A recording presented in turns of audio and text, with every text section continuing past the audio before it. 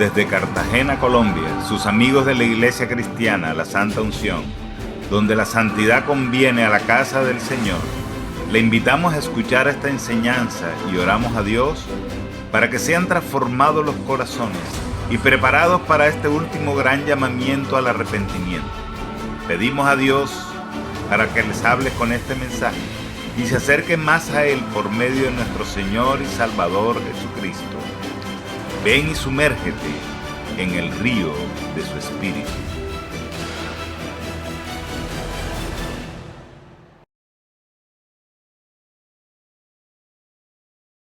Bien, hoy el mensaje está basado en el libro de Apocalipsis. Está basado en el libro de Apocalipsis y le he puesto al mensaje resistencia. Así se llama el mensaje, resistencia. Amén. Dígale a la persona que está a su lado, si tiene alguien allí, dile, hay que tener resistencia en los caminos de Dios. Amén. Y presta atención, voy a leer 4 versiculitos, no todos, no son fragmentos de los versículos, pero el último sí lo voy a leer todo. Amén. Dice Apocalipsis 1:19, ahí lo ha debido pegar Mayra. Apocalipsis 1:9 dice, yo Juan, vuestro hermano y copartícipe vuestro en la tribulación, en el reino y en la paciencia, hermano, en la paciencia de Jesucristo. Versículo 3 dice, y has sufrido y has tenido paciencia. Versículo capítulo 2:19 dice, yo conozco tus obras, tu amor y fe y servicio y tu paciencia. El capítulo 3, versículo 10, lo leo completo, dice, a la iglesia de Filadelfia, dice, por cuanto has guardado la palabra de mi paciencia, yo también te guardaré de la hora de la prueba que va a venir sobre el mundo entero para probar a los que moran en la tierra. Amén. Le he puesto al mensaje, hermanos, repito el título del mensaje, le he puesto resistencia, hermanos. Ahorita se dará cuenta y le hallará sentido a este título, hermanos. Notará que en estos versículos, hermanos, ahí en el versículo 2 del capítulo 2 de Apocalipsis también está la palabra paciencia. Es decir, que no hay más de 6 veces la palabra paciencia, no la va a encontrar dentro de los primeros 3 capítulos, no la va a encontrar más de 6 veces. Amén. Ahí aparece la palabra paciencia, es la palabra clave de estos cortos versículos. Amén. Y le defino lo que es paciencia, que es la definición con la cual más nos hemos casado, hermanos. Amén. Estuve buscando en un diccionario. Ojo, esta es la definición con la cual más nos hemos identificado, que es parcialmente cierta esta definición. Dice, capacidad de aprender a esperar a alguien o a algo. Está sencilla, ¿verdad? Por eso es que se nos habla de paciencia. Ten paciencia. Amén. Es la capacidad de esperar alguna promesa, algo, de esperar a alguien. A veces la gente se impacienta si la gente está de viaje. Amén. Entonces está claro lo que es una opinión básica, una opinión con la cual estamos muy familiarizados en nuestro léxico, lo que es paciencia.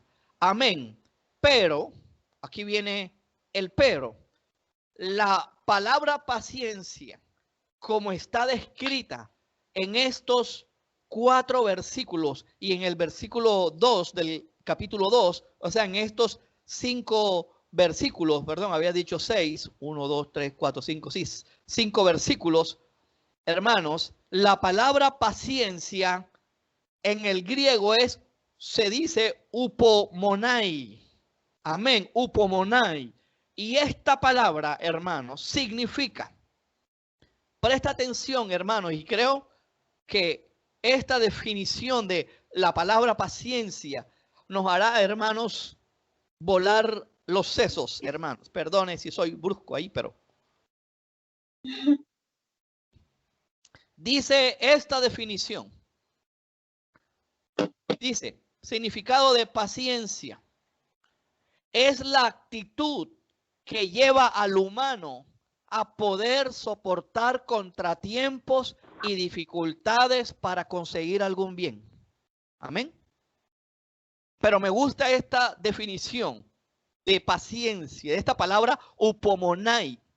Dice firmeza, constancia, resistencia. La característica de un hombre, esto me llegó mucho cuando lo leí, hermanos.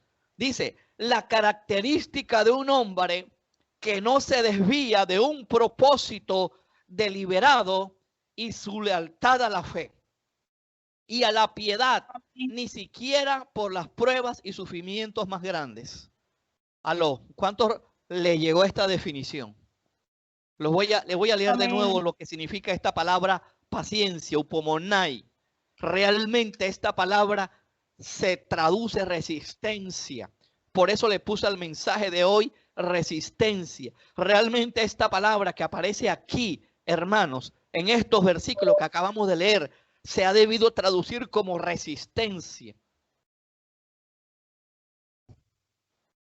Y defino otra vez la palabra resistencia. Dice firmeza, constancia.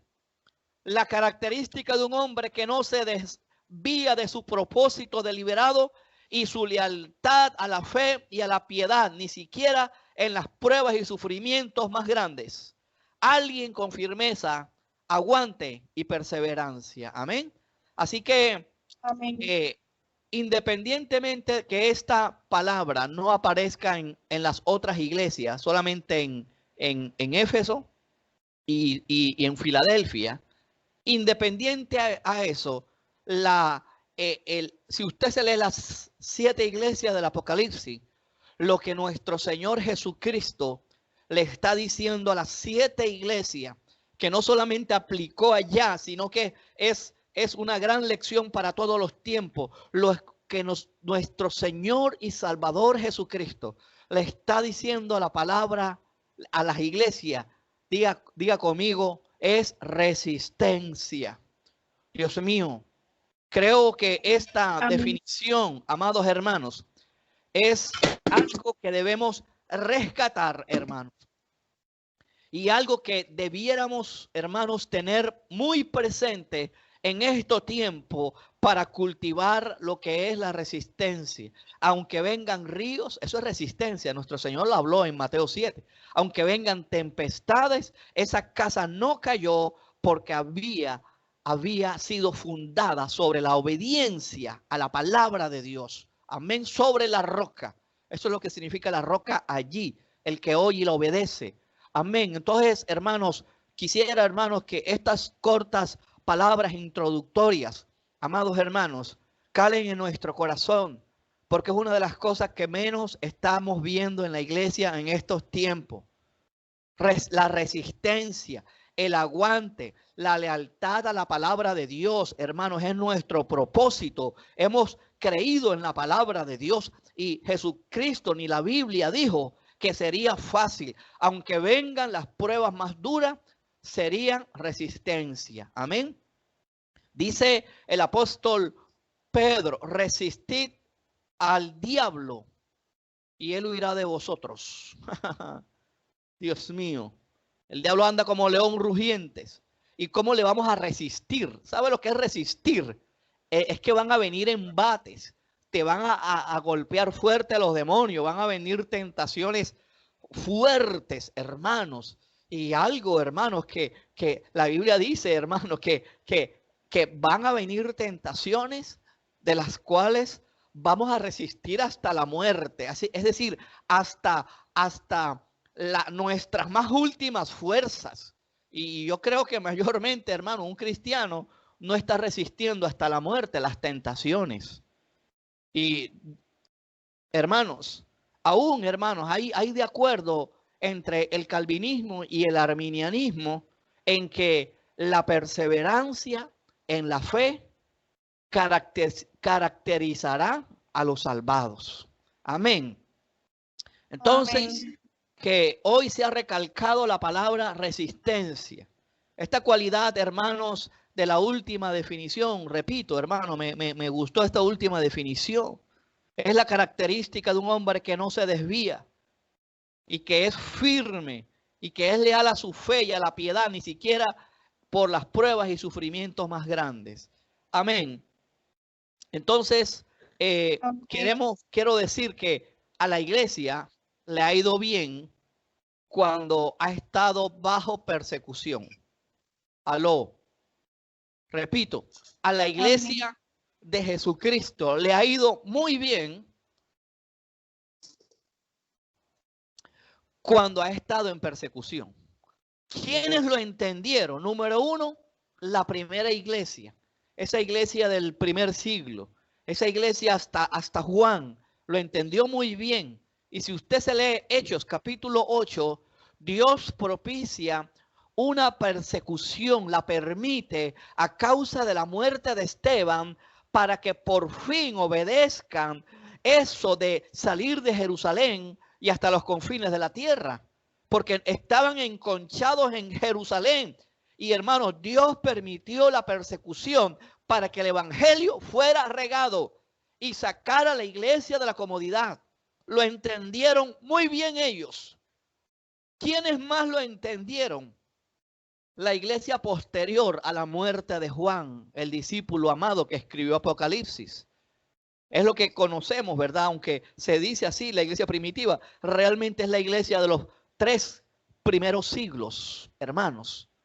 Es decir, 3 siglos más, la iglesia primitiva vivió y entendió lo que era la resistencia. Pedro escribe sus cartas, hermanos, bajo la persecución, principalmente la segunda carta. Escribe sus cartas bajo la persecución de Nerón, de la joya de Nerón. Amén. Así que, hermanos, sin ir muy lejos, ¿cómo se sentiría la iglesia en plena Segunda Guerra Mundial, hermanos? Que digamos que todavía son hechos que están a flor de piel y están en nuestras conciencias, hermanos. Amén. ¿Cómo se está sintiendo la iglesia en China, que está siendo perseguida implacablemente por el Partido Comunista Chino? Le están derribando templos, hermanos, están cerrándole, les están controlando el número de asistencia. Te estoy hablando en la actualidad. Les están controlando el número de asistencia. Hay un programa, hermano, del Partido Comunista Chino que ha creado una iglesia cristiana estatal, por supuesto, afín, alineada al Partido Comunista Chino, que es ateo. No entiendo cómo semanas atrás, el mismo día que sacan el documental del Papa acerca de las uniones homosexuales civiles, ese mismo día sale la noticia de que está el Vaticano estableciendo obispos, hermano, ¿bajo qué condiciones? Así siempre se ha movido el catolicismo a lo largo de la historia, bajo su conveniencia. Amén, no ha levantado la voz de protesta la Iglesia Católica en China, sabiendo que están persiguiendo a los mismos cristianos. Entonces, a la iglesia en China le está yendo muy bien, porque dicen las estadísticas que han superado la cantidad de miembros del Partido Comunista, que son 100 millones. Es decir, que el cristianismo en China va más de 100 millones, hermano. ¿Qué tal que nos diera esos 100 millones aquí en Colombia? Siquiera 50 millones, hermano. Dios mío.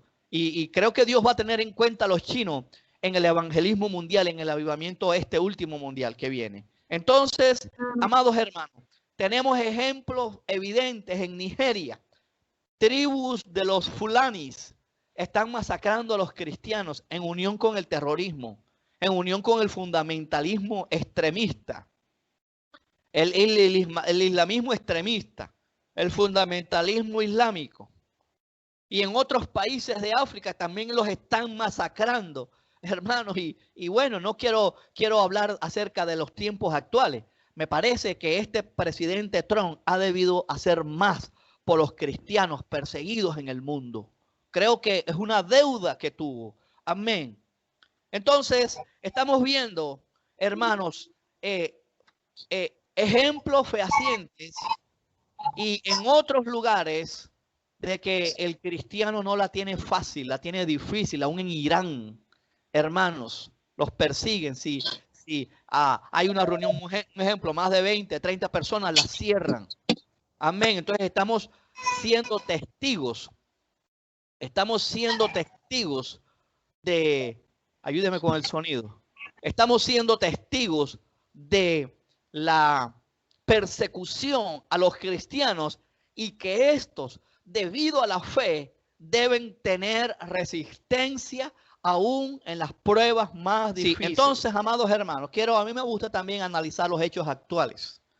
Independientemente de quién quede de presidente en los Estados Unidos, todavía seguiremos creyendo que estamos en los últimos tiempos y las cosas se van a poner complicadas y aún más todavía. Ahorita lo verá. Amén. Entonces, amados hermanos, este mensaje es profético. Es de Dios para la iglesia hoy.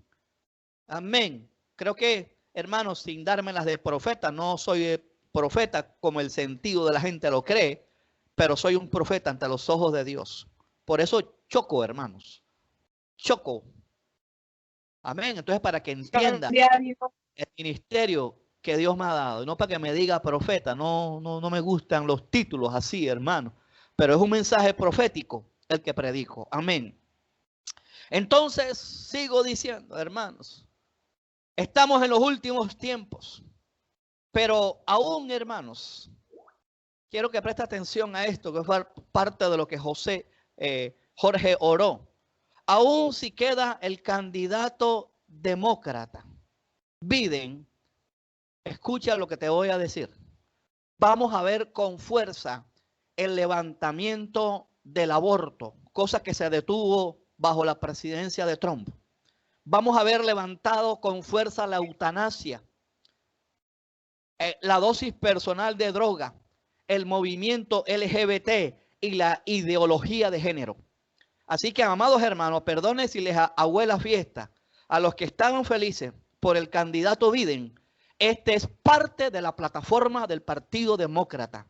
Y si estuvo feliz, que haya sido por desconocimiento.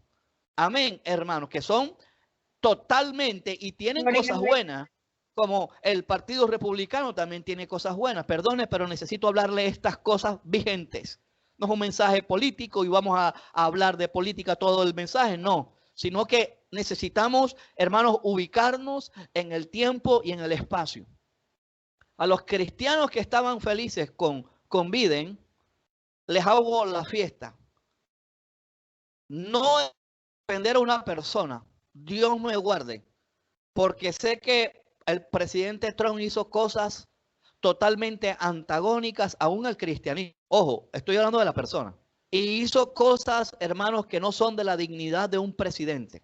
Pero te estoy hablando que la plataforma del Partido Demócrata, que en otros países se le llaman liberales o le están llamando también progresistas, parte de la plataforma son LGBT, ideología de género, consumo y apoyo. Te estoy hablando de apoyo de dosis personal de droga, aborto, eutanasia. Son, hermanos, al menos 5 cosas, hermanos, y hay más, hermanos, son al menos 5 cosas que, hermanos, que rayan en contra de la creencia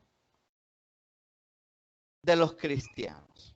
Así que, amados hermanos, bebés, cuchurrumís, tenemos que sobreponernos a todas estas cosas. Entonces ya usted verá a ver a quién va a votar de aquí en adelante y quién va a apoyar en nuestras elecciones, ¿verdad? Y digo esto porque a fin de cuentas Estados Unidos todavía sigue siendo una potencia mundial. Y estas creencias, hermanos, fuertes, que les acabo de mencionar, lo que es el aborto, el movimiento LGBT y las otras cosas que mencioné, como potencia, será ejemplo en el mundo y serán exportadas. Por eso están alegres los noticieros. Yo creo que hubo un craso fraude. No sé en qué va a quedar. Pero, hermanos, yo creo que Dios nos va a llamar a la resistencia. Aún si queda Trump por vía legal o queda el otro. Porque el palo no está para cucharas, hermanos. Pero pienso, hermanos, en términos generales, que este cuadro de las elecciones fue repugnante. Un país que se precia de una gran democracia, para mí eso fue repugnante. Aún veía la maldad en estos líderes de esa jactancia. Para mí hubo fraude, hermanos. Entonces, un país que nosotros hemos considerado como el ideal, pero es mirar el panorama de la plataforma que es la base del Partido Demócrata, que estas cosas, 5 cosas que le mencioné, son abiertamente opuestas a las creencias cristianas. Por supuesto, hermanos, que dio también repugnancia a muchas actitudes, hermanos, de un presidente que debía estar llamado a la unidad, a proteger al blanco, al negro, al indio, no burlarse de los ancianos y tantas cosas que podemos decir. Pero es, hermano, lo que estoy diciendo es la base del partido que va a empujar a todo un país. Amén. Entonces, hermanos, añádale a todas estas cosas, a la plataforma, si queda el candidato demócrata. Va a ser fuerte otra vez, hermanos. Más fuerte. Ahora añádele, hay que añadirle el crecimiento que está en auge de la teología liberal. La teología liberal cree estas cosas. Aló, hermano, fíjense que está ligado el mensaje. Por eso que estamos viendo a iglesias casando homosexuales. Unas décadas atrás, hermano, vi un pastor, hermanos, hace más de 10 años, un pastor de mucho renombre en Estados Unidos, ya debe estar ya muy anciano, apoyando la dosis personal de marihuana. Oiga, hermano, que eso lo diga un pastor, un ministro de Dios. Hombre, hermano, eso no tiene presentación. Entonces, el crecimiento de la teología liberal, esto hace parte de la teología liberal, está golpeando el evangelio. La teología liberal cree en estas cosas que les acabo de mencionar: aborto, homosexualismo, ideología de género. Y esto, hermanos, sé de lo que estoy hablando, se está metiendo fuerte en los círculos académicos. Hablo de específicamente de seminarios evangélicos y universidades cristianas.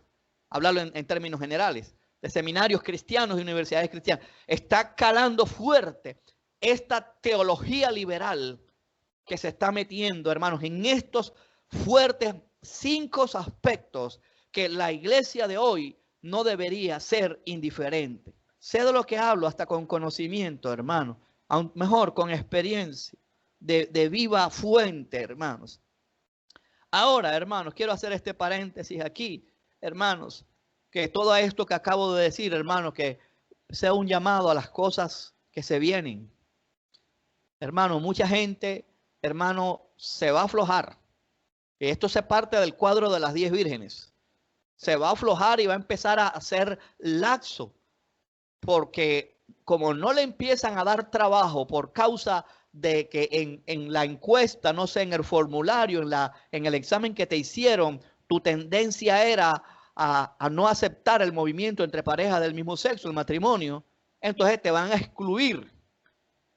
Y mucha gente, por quedar bien con la sociedad y conseguir un trabajo, va a marcar X cuando le digan si está de acuerdo contra el matrimonio en pareja del mismo sexo. Y se viene con fuerza esto. Y Dios nos está llamando a la resistencia. Amén. Entonces, para que sepa, hermano, que haga parte de nuestra cultura general evangélica, ¿cuál es nuestra teología? Para que aprenda. La teología, la predicación, vamos a decirlo así, de esta iglesia es la fundamentalista, como en teoría son la mayoría de las iglesias. Lo que pasa es que están predicando locuras y vanidades y otras cosas, hermanos, que no guardan ni siquiera el contexto bíblico. Esto es peligroso. Así que no crea que porque otras iglesias están supuestamente apoyando la teología fundamentalista, nuestra teología fundamentalista. Ahora voy a explicar en qué consiste eso, hermano. Es importante que sepamos estas cosas. Gracias a Dios por los 10, hermano. Yo creo que a veces me he dado cuenta que, bueno, ya hay 15. Que cuando Dios quiere decir algo a la iglesia, pone a poquita gente.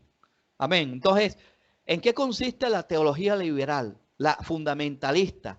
Salió, hermanos, como defensa, como una protesta en defensa de la teología liberal que se estaba levantando.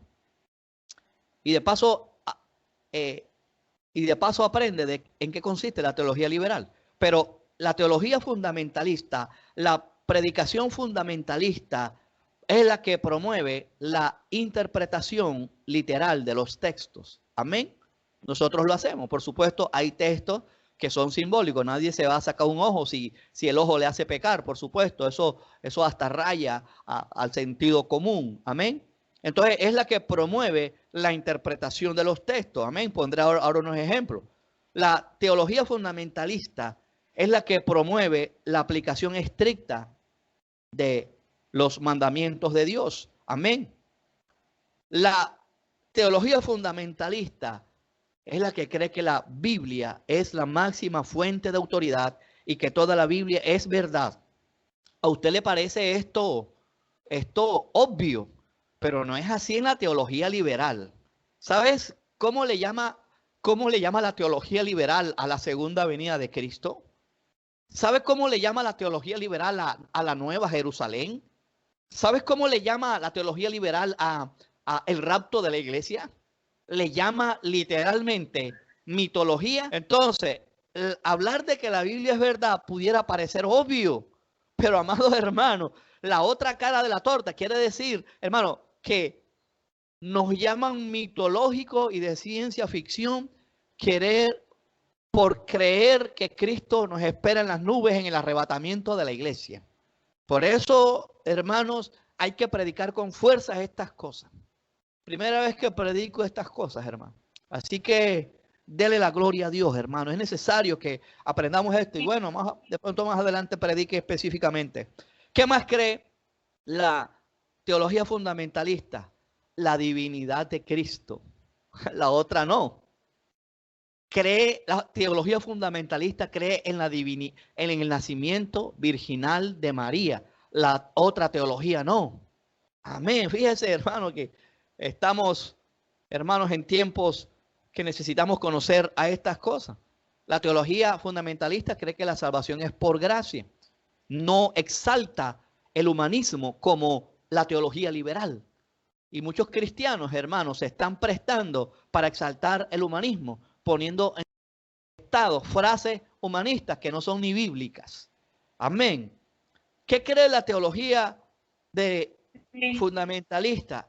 En la resurrección literal de Cristo. Wow, aló, hermanos.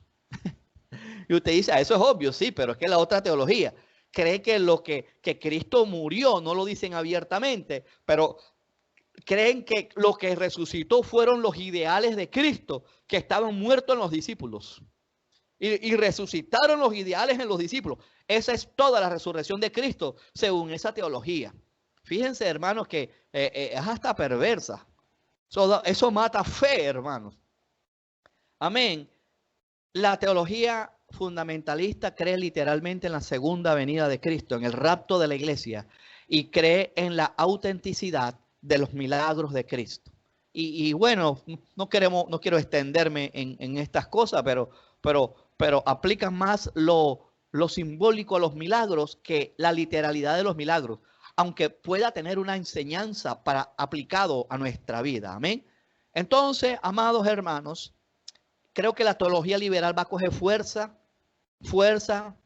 con este presidente del Partido Demócrata, si queda. No sé, las cosas legales, eso ya es problema de ellos.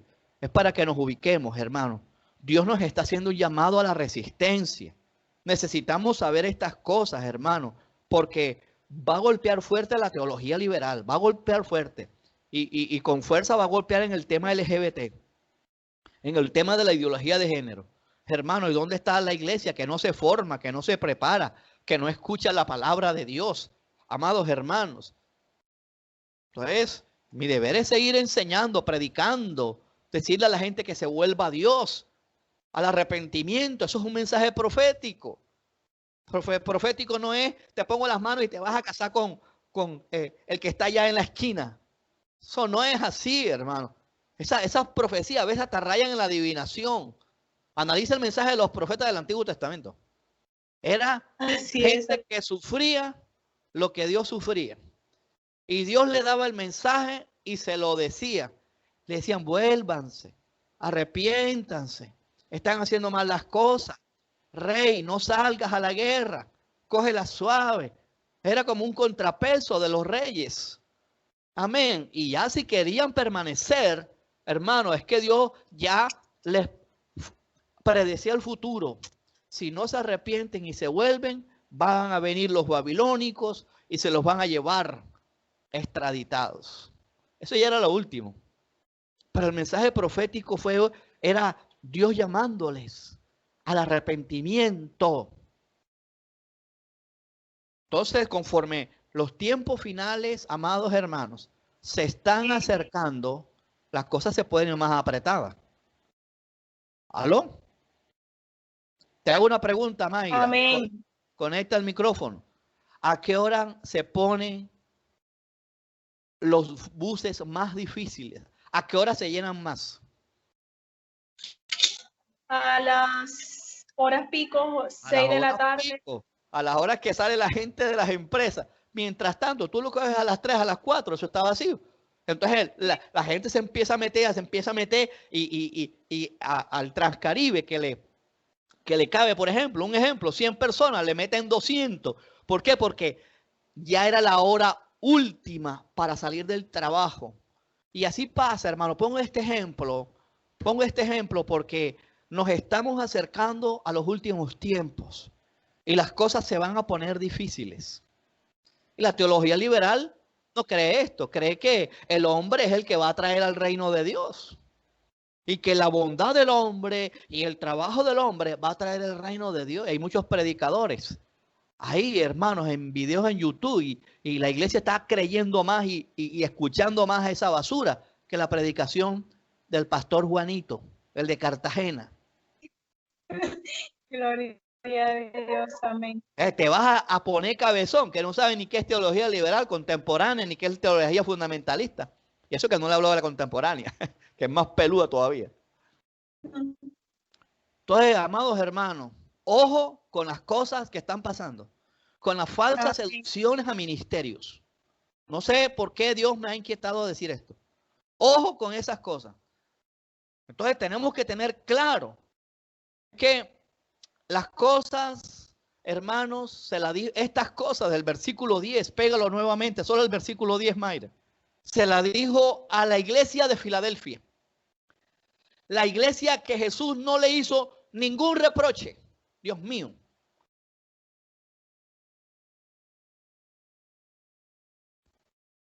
A la iglesia que Dios no le hizo ningún reproche. Y Filadelfia significa amor entre hermanos. Es decir, era una iglesia amorosa. Ojo, mira lo que viene. A la iglesia que Dios no le hizo ningún reproche, Jesús le dice, por cuanto has guardado la palabra de mi paciencia, resalte esto, yo también te voy a guardar de la hora de la prueba que va a venir sobre el mundo entero para probar a los que moran sobre la tierra. Dios mío. O sea, la manera, está hablando básicamente dos cosas aquí el pasaje. Número uno, que a la iglesia de Filadelfia, la que había un ambiente de amor en la iglesia, les dice que les iba a venir una prueba a ellos fuerte. Pero también les dice, amados hermanos, por eso, amados hermanos, es el mismo mensaje para hoy. La única manera que Dios nos va a guardar es que guardemos, hermano, no es porque hay pruebas particulares, también aplica, por supuesto, pero también hay pruebas generales. Esta pandemia es una prueba general, pero dentro de esa prueba general, Dios nos está probando de manera particular. ¿Cuántos me están recibiendo, hermanos? No sé si me hice entender.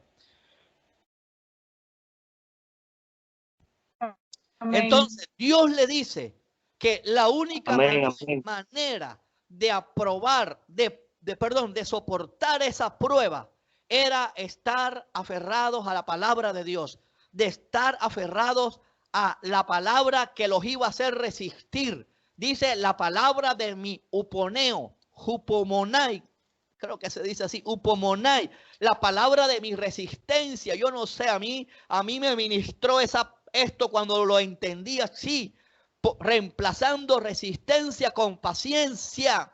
Hermanos, amados hermanos, creo que hemos venido hablando y golpeando fuerte acerca de la importancia de su devocional serio. Hermanos, y ahí va a comprender que mucho debilitamiento de la iglesia vienen por la falta de amor a la palabra, de la resistencia de Dios. La palabra es lo que te va a hacer resistir en las tentaciones, en los tiempos difíciles que se avecinan y que ya estamos viviendo.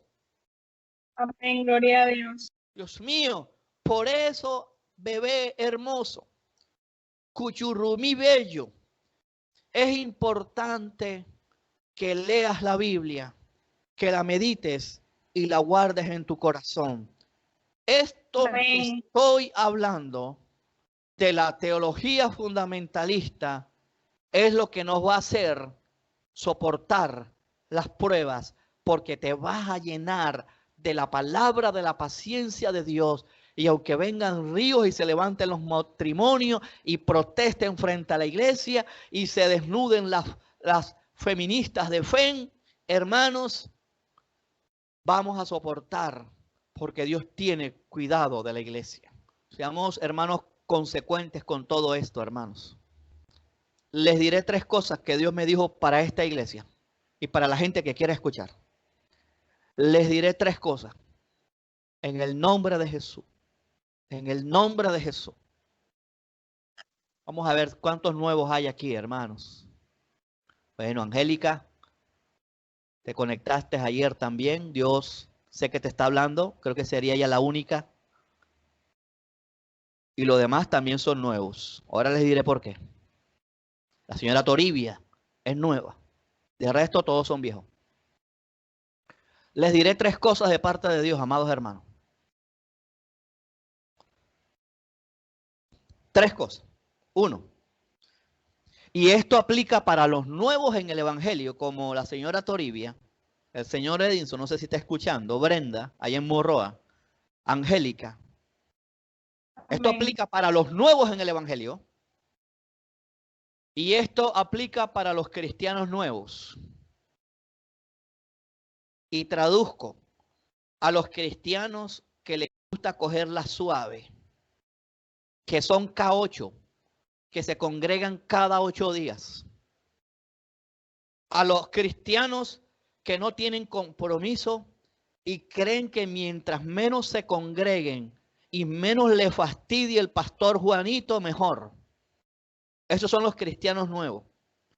Y les digo a ellos, la van a tener difícil. Y en esto quiero ser franco.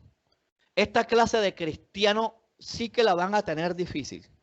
Los que no cogen la palabra como un acto religioso y devocionalístico, no sé si existe esa palabra, la van a tener difícil.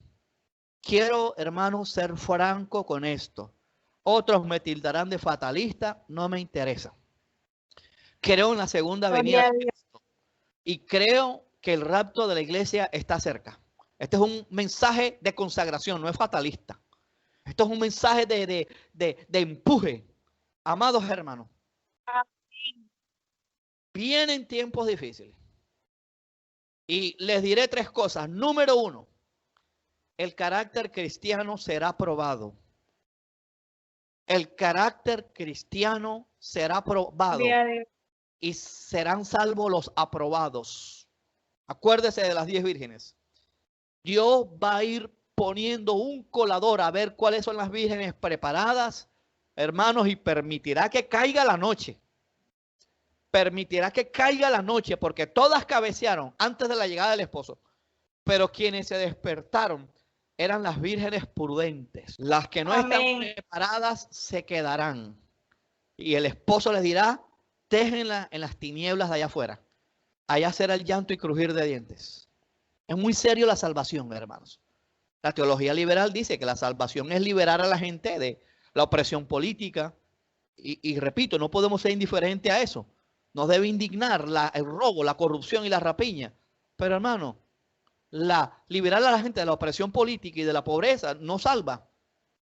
no salva, es una sociedad mejor, una sociedad con más ingresos, pero su alma no es salva.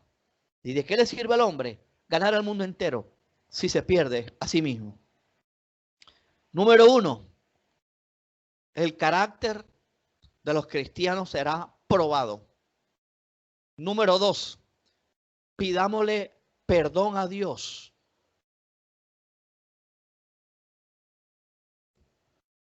Lo que Dios me mandó a decirles, pidámosle perdón a Dios por la actitud indiferente y aguada que hemos tenido. Hermanos, gente que no le importa no diezmar. Con Dios no hay excusas, hermano. Creyendo Amén. que los estudios, el trabajo y la ocupación le van a dar seguridad. Y nuestra gran seguridad se llama Jesucristo. Dios mío, he sido más bendecido en esta pandemia que desde marzo hacia atrás. Gloria a Dios, gloria a Dios. O sea que no, ¿de qué me sirvieron los afanes? El desespero. Y he estado, hermano, sí he tenido carga, he tenido cosas, pero cosas que antes me preocupaban, he visto más el respaldo de Dios en quietud, en reposo, en la pandemia, que antes de la pandemia. Número 3. Comiencen, hermanos, por eso les dije ahorita, no la van a tener fácil. ¿Por qué? Porque el que hasta ahora, y no se envanezca con esto, sino que si usted lo ha venido haciendo, manténgase. Si hasta ahora usted ha venido haciendo un devocional serio, de consagrado, sin a la carrera, hermano, sígalo haciendo, porque ya tiene un bagaje que usted ha ganado, hermano, y eso se reflejará en el temple y en el carácter cristiano. Pero a los que no, comiencen a leer la Biblia, comiencen a amarla, que este libro sea de cabecera y comiencen a predicarla, porque esto será todo en el cristiano. Amén. Con la Biblia tu alma se limpia del pecado. Con la Biblia, esta Biblia es agua, nos limpia del pecado, o nos libra de las tentaciones. Este libro, allí donde usted lo ve, hermano, que si usted tiene tiempo para Dios debidamente, su alma será limpia, será librado de la esclavitud del celular, de las redes sociales, de las vanidades. Pondrá a Dios de primero, hermanos. Y fíjate, hermano, que si apenas comienza el cristiano que ha estado perdiendo tiempo, relajándose, me congrego aquí, si me gusta la predicación, me quedo, si no, me voy. Hermanos, ¿qué tal, hermanos? La gente cristiana que lleva un tiempo y no quiere entrar en razón. Y está jugando. Y está esperando fiestas tontas para que su conciencia sea distraída. No se escucha. ¿Todos ¿Sí no me escucha? escuchan? Bueno, ¿me escuchan? ¿Cierto? Bueno, de pronto el hermano no puede escuchar. En ese momento no escucharon, porque la comunicación, ¿verdad? Esto hace parte de esta moda de la virtualidad, hermanos. Entonces, amados hermanos, por eso les insisto y quiero resaltar, no es para llenarte de miedo, es para que te pongas serio. Y los cristianos ya que tienen un recorrido, que están relajados, pónganse serios, porque si no la van a tener difíciles. Aquí lo que está en el juego es el temple, el carácter, la perseverancia, la resistencia, que en medio de las pruebas, de que aparentemente el esposo tarda, se va a oír una voz a medianoche, porque se oirá, y lo oirán los cristianos y hasta los cristianos no prudentes, insensatos, oirán la voz de Cristo. A medianoche, el esposo viene, ahí dice Mateo 25. A medianoche todos oyeron la voz del esposo que venía.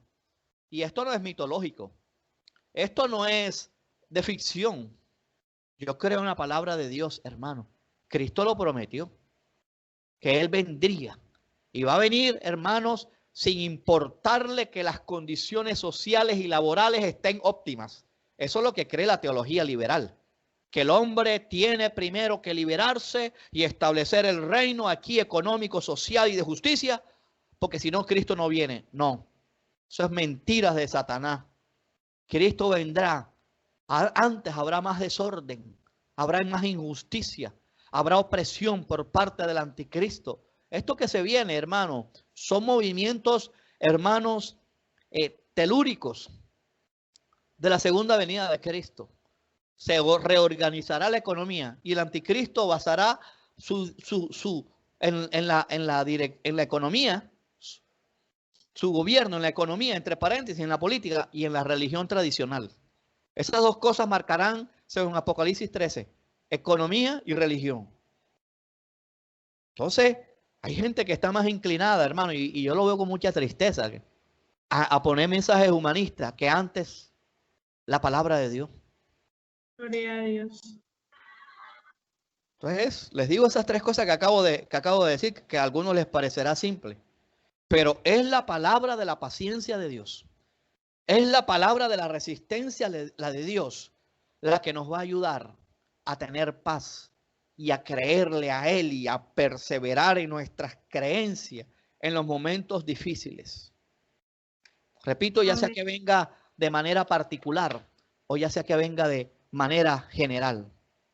Miremos con atención, hermanos, con atención estos acontecimientos en los Estados Unidos. Sí nos importa.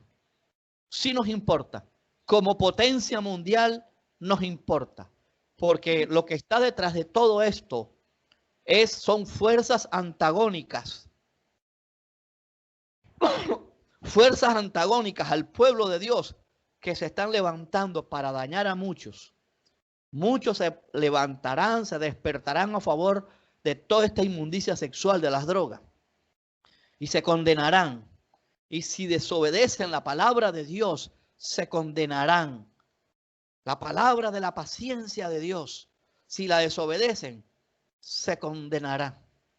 Mire, hermano, si usted se lee Ezequiel 37 y 38, la guerra de Gog y Magog. Primero, para resumírselo, Israel pone fronteras seguras. Fue parte de lo que hizo Trump con Bahrein, con Emiratos Árabes Unidos y ahorita último con Sudán, que bueno, están en ese proceso. Es parte de lo que hizo. No será así con todo el mundo árabe. Ahí está Siria, no cree que Siria va a firmar un tratadito de paz.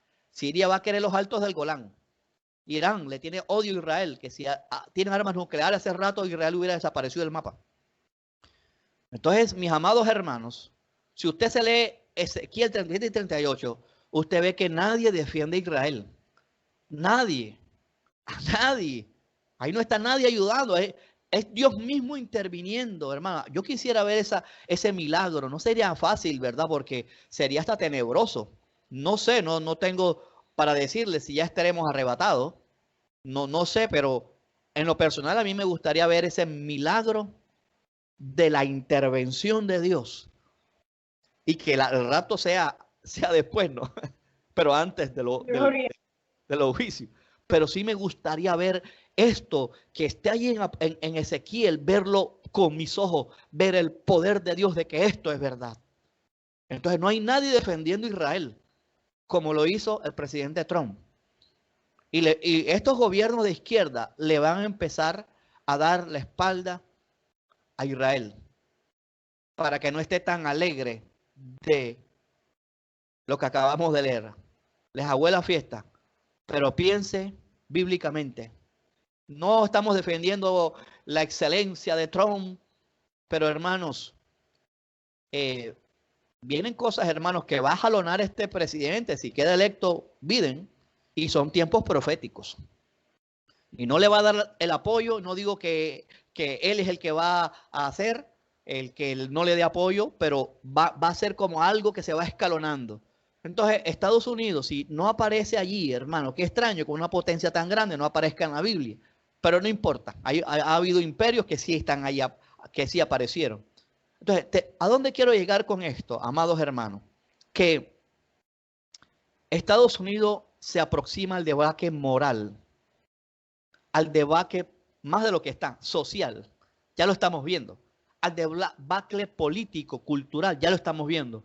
Y va a enfrentar un debacle económico, porque me imagino que Estados Unidos se encerrará en sí mismo, y digo yo acá, es mi opinión, le dará la espalda a Israel porque no puede atender las cosas en Israel, a no ser que haya gobierno abiertamente anti-israelí. Entonces, no puede usted estar contento, hermano, si ganó un partido, hermano, que al menos estos 5 postulados de los cuales hemos hablado en minutos atrás son abiertamente anticristianos. Amén. Entonces, hermanos, creo que este es un mensaje, hermano, que tiene que hacernos reflexionar. Tenemos que ir más allá de lo que piensa la gente. Me gustan las señales de los tiempos, analizar. De pronto Rafa, en las cosas que vienen, le da otra aplicación, hermanos, y estamos para aprender. Pero sí me gusta, hermano, estar muy atento a las señales de los tiempos. Así que la palabra de Dios nos va a ayudar a estar protegidos en el día malo. No importa si muramos, si morimos, no importa si morimos. Si morimos, nos vamos para el cielo, con Cristo, salvos. Amén. Y termino, hermanos, con Apocalipsis 22. Realmente en el fondo, Apocalipsis es un libro de esperanza. Un libro de que Cristo viene a acabar con las injusticias, a establecer su reino. Pero eso no quiere decir, hermanos, que debamos omitir los juicios que se avecinan. Dice Apocalipsis 22, versículo 7. He aquí vengo pronto. Bienaventurado el que guarda las palabras de la profecía de este libro. Versículo 10. Y me dijo, no selle las palabras de la profecía de este libro, porque el tiempo está cerca. Y el que es injusto, sea injusto todavía. Y el que es inmundo, y seguir viendo inmundicia por el WhatsApp y por el internet, que siga siendo inmundo todavía. Y el que es justo, practique la justicia todavía. Y el que es santo, santifíquese todavía. He aquí yo vengo pronto, y mi galardón conmigo, para recompensar a cada uno según sea su obra. Esto me parece espectacular, me parece magnífico. Hermano, yo creo profundamente, hermanos, en todas estas cosas fundamentalistas que hemos enseñado. Así que le quiero pedir, amado hermano, a que recompongamos el caminar, porque Cristo vendrá en su tiempo, pero vendrá. Y por si el rapto de la iglesia es en este tiempo, en la próxima década, en los próximos 5 años, 10, 15, 20 años. Pero sucederá el rapto de la iglesia y veremos a un mundo convulsionado. Veremos rumores de guerra. Solo vamos a ver. Se va a incrementar. Veremos plagas, pestes, más que el coronavirus. Así que prepárese, hermano. Quiero darle esa buena noticia. Y cuando estas cosas comiencen a suceder, vuestra redención ha llegado. Eso no es esperanzador. ¿Ah? Cuchurrumí, usted es un bebé. Lo quiero mucho, hermanos. Así que oremos, hermanos, en esta noche.